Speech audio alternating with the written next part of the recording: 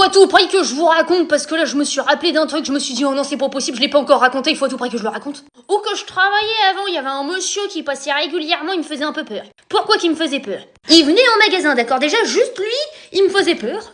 Mais v'là typo qui me demandait à chaque fois les plus petites tailles qui existaient. Alors au début je me suis dit il vient pour sa fille, éventuellement pour sa femme, elle est peut-être très fine. Néanmoins au fur et à mesure, j'ai appris que c'était pour quelqu'un de 12 ans, d'accord? Donc 12 ans, je me suis dit, c'est sa ptiote quoi. Sauf qu'après il m'a donné des petits détails de ce qu'il voulait sur la tenue. Je me suis dit oula, pas net le gamin. Il m'a dit je veux une tenue qui soit sexy. Alors si c'est pour sa fille, pas sûr qu'ils veulent que sa fille soit sexy. Sinon c'est un peu bizarre.